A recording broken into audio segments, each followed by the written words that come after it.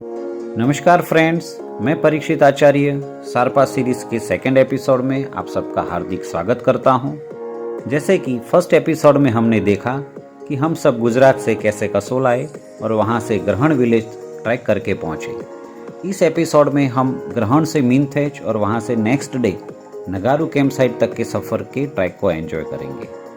ग्रहण camp site में सभी participants early morning breakfast and pack lunch लेके सुबह ही निकल गए। आज का वेदर एकदम साफ था। सुबह की हल्की हल्की धूप एनर्जी दे रही थी। आज हम लोग विलेज को क्रॉस करके आगे जंगल की ओर निकले। हमारे गाइड ने पहले ही सबको बता दिया था कि आगे थोड़ी स्टीप चढ़ाई है, इसलिए थोड़ा आराम से निकलना है। मीनथेज 11,482 फीट की हाइट पर स्थित बहुत ही खूबसूरत जगह है। इस सीजन में सारपास ट्रैक में काफ़ी सारे ट्रैकर्स डिफरेंट कैंप में आते हैं, इसलिए एक ही कैंप साइट में कभी कभी सभी ऑर्गेनाइजर्स की कैंप साइट देखने को मिलती है। जैसे मीनथेज पहुंचते ही हमको सबसे पहले यूथ हॉस्टल की कैंप साइट मिली। उसके बगल में ही एक और प्राइवेट कैंप साइट थी। हमारी कैंप साइट उससे आगे थी।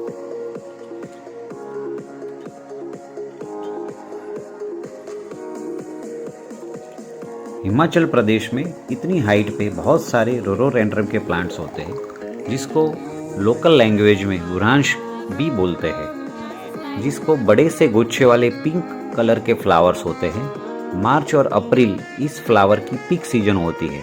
इस फ्लावर का बहुत ही मीठा सा जूस बनता है, जो गर्मियों में काफ़ी ठंडक देता है। ये हिमाचल प्रदेश का स्टेट फ्लावर है। ये जूस रेडीमेड पैक में यहाँ के लोकल मार्केट में इजीली अवेलेबल होता है।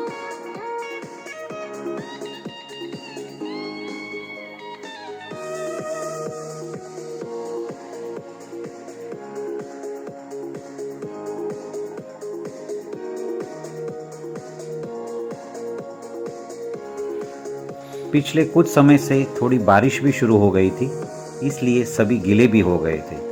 हम सभी को अब जल्दी से हमारी कैंप साइट पहुंचना था, लेकिन सामने कैंप साइट दिख ही नहीं रही थी। आगे जो 2 कैंप साइट मिली उसको भी क्रॉस करके हम आगे निकले।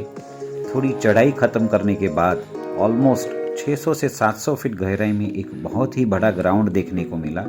उस ग्राउंड में हमको कई सारे कलरफुल टेंट देखने को मिले। तभी हमारे गाइड ने बताया कि इनमें से एक कैंप साइट हमारी भी है। ऊपर से नज़ारा इतना खूबसूरत था कि हम सबको वहां पहुंचने की जल्दी लगी, लेकिन दूर से दिखने वाली इस कैंप साइट में पहुंचना इतना इजी नहीं था, क्योंकि एकदम से स्टीफ उतराई थी। सब लोग अब एक दूसरे के सहारे धीरे धीरे उतरने लगे। इसी समय बारिश भी थोड़ी तेज हो गई। खुले मैदान की वजह से हवा भी तेज आ रही थी और मैदान के तीनों ओर बर्फ से भरी हुई पहाड़ियों की पीक थी। इन सभी रीजन से सब लोग ठंड से जूझ रहे थे। धीरे धीरे सब लोग सेफली नीचे उतर गए। सबको ब्यूटीफुल नज़ारों को अपने कैमरे में लेने की इच्छा थी, लेकिन हमने सबको पहले डाइनिंग टेंट में इकट्ठा कर दिया, जिससे पहले एक साथ सबका काउंटिंग भी हो जाए और थोड़ा रिलैक्स हो जाए। बाद में सबको टेंट अलॉटमेंट भी वही कर दिया गया। हमारे गाइड ने हमको यहाँ इस ग्राउंड में क्रिकेट मैच खेलने की ऑफ़र की। अक्सर ये लोग बैट एंड बॉल की अरेंजमेंट यहाँ कर लेते हैं। वैसे साइंटिफिकली भी ये चीज़ सही है, क्योंकि इतनी हाइट पे टेंट में बैठे रहने की जगह कुछ ना कुछ एक्टिविटी करनी चाहिए, जिससे शरीर में गर्मी बनी रहे और बॉडी प्रॉपर एक्लिटेमाइज हो जाए। थोड़ी देर में गर्मा गर्म पकौड़े और चाय मिला। बेहद टेस्टी पकौड़े और चाय और चारों ओर फैला हुआ खूबसूरत नज़ारा, ये मोमेंट्स सब ने एंजॉय किया।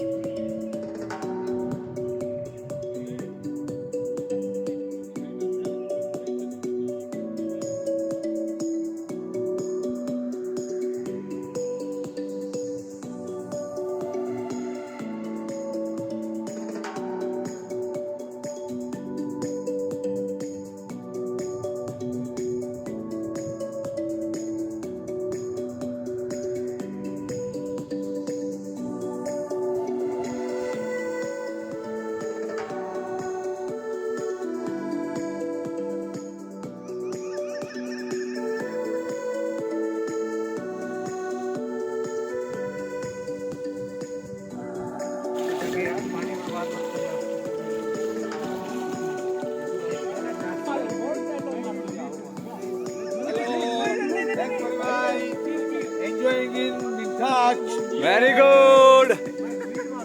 આકાશ ભી આવી રહ્યા છે. હાઉ આયુષ? Very good. अब टाइम हो गया हमारी क्रिकेट मैच का। जिन जिन को खेलना था उनमें से 2 टीम बनाई गई, बाकी लोग व्यूअर्स बने। जब खेल शुरू हुआ तब पता चला कि यहाँ पर क्रिकेट खेलना इतना आसान नहीं है। यहाँ के लोकल्स की बात अलग है, लेकिन हमें तो थोड़े ही दौड़ने में सांसें फूल जाती थी। रन लेना या फील्डिंग करना बिल्कुल आसान नहीं लग रहा था, फिर भी सबको खेलने का बहुत मज़ा आ गया।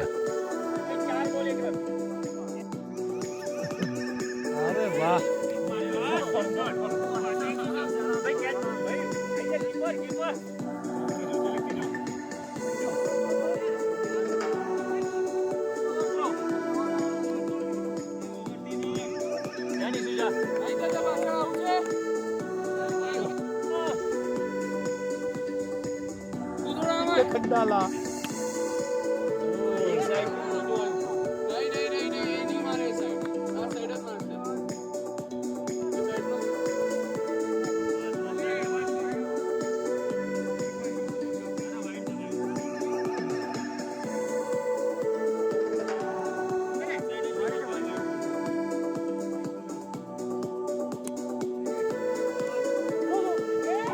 लच्छा लच्छा લચ્છા મારે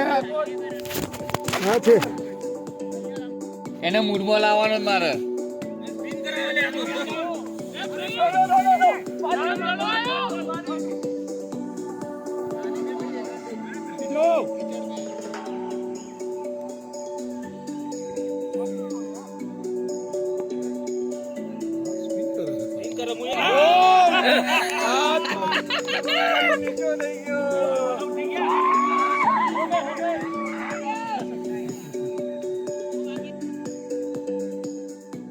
अंधेरा होते ही ठंड एकदम से बढ़ गई। ऐसे समय में डिनर के लिए टेंट में से बाहर निकलना चैलेंज होता है, लेकिन heads off to our cooking staff for delicious food every time. Height में कभी कभी कुछ लोगों को भूख कम लगती है, लेकिन हमारे कुक इतना प्यार से खिलाते थे कि किसी को ये प्रॉब्लम नहीं हुई। रात को सोने से पहले सभी लोगों ने आज कैंप फायर का भी मजा लिया। सबने हमारे फेवरेट सॉन्ग गाए।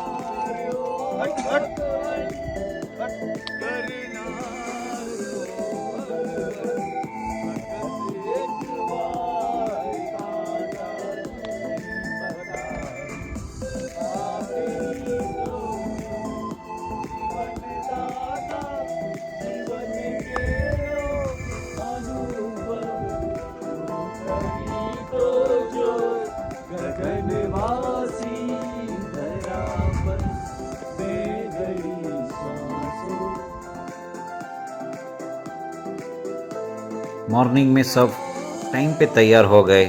आज का मौसम बिल्कुल साफ दिख रहा था।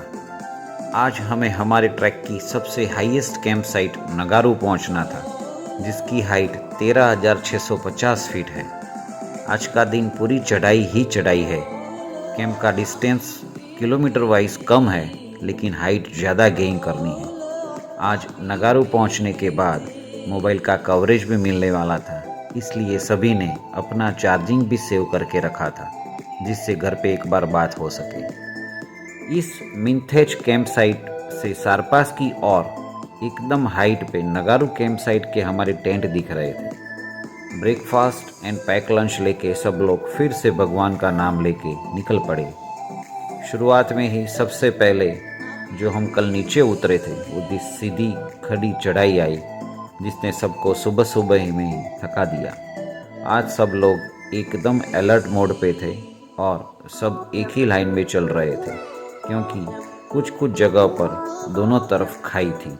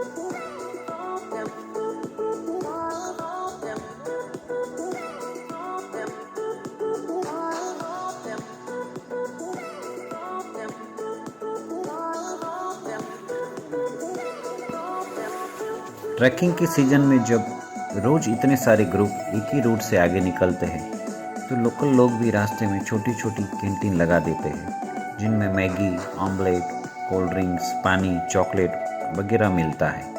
काफ़ी टाइम ये सारी चीज़ें पार्टिसिपेंट्स को काम में आती रहती हैं। हमारे अलावा जितने भी और कैंप लगे थे उनके पार्टिसिपेंट्स भी हमको रास्ते में मिलते रहते थे। कभी कभी उन लोगों के साथ बातचीत से नॉलेज शेयरिंग होता है और कभी अच्छी दोस्ती भी बन जाते हैं। आज हम 12,000 फीट की हाइट से ऊपर पहुंच गए थे। हिमालय में इतनी हाइट पे ट्री लाइन ख़त्म हो जाती है और छोटे छोटे प्लांट्स मिलते हैं। काफ़ी सारे फ्लावर्स की वैरायटीज़ मिलती है। हाई एल्टीट्यूड में रहने वाले अलग अलग बर्ड्स भी मिलते हैं। जैसे जैसे हाइट बढ़ती है कुदरत का अनोखा अंदाज भी देखने को मिलता है। सिर्फ ज़रूरत है इन सभी चीज़ों को देखने का, समझने का अपना अपना नज़रिया। अब हाइट की वजह से चारों ओर माउंटेन की नई नई रेंज खुलती रहती थी। आज छोटे छोटे इंटरवल पे लोगों को लिक्विड लेने की स्ट्रिक्ट इंस्ट्रक्शंस थी जिससे डिहाइड्रेशन का इश्यू ना हो।